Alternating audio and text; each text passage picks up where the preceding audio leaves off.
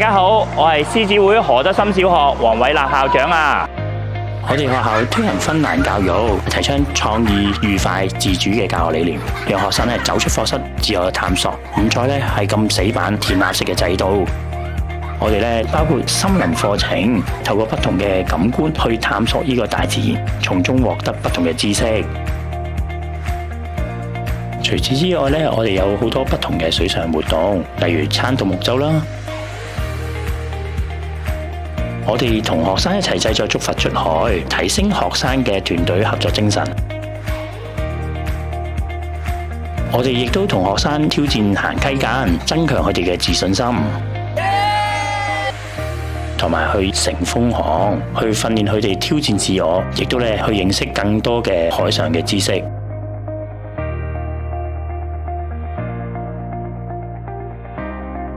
我哋嘅學習變得更加多樣化，增強咗學生嘅自主學習能力，亦都提升咗佢哋嘅學習興趣，讓學生更加主動、更加投入去學習。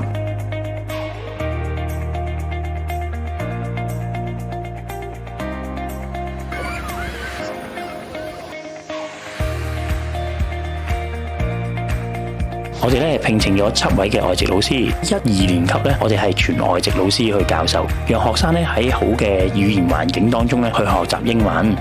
除此之外我哋亦都有呢個校本教材，更加適合學生嘅學習英語能力。除此之外我哋亦都有呢個夢飛翔嘅課程，唔同級去咗唔同嘅地方啦，包括去咗廣州啦、新加坡啦、同北京，佢哋喺裏面學習一啲唔同嘅方向啦，譬如學習英文啊、中國嘅文化。去咗台灣去練習田徑啦，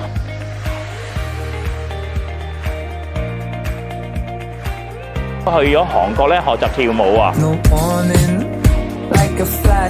都去咗四川睇熊貓。除此之外我哋 STEM 亦都去到英國去參加呢個 BET Show 啊，好多唔同嘅課外活動去俾佢哋參與啊，所以係培訓咗好多唔同嘅學生嘅能力啊。我哋相信每一個小朋友都有不同嘅潛能，只要我哋加以嘅培訓，亦都讓佢有一個愉快嘅學習嘅環境，誰都可以發光。如果大家想了解更加多，歡迎嚟到以下嘅網站。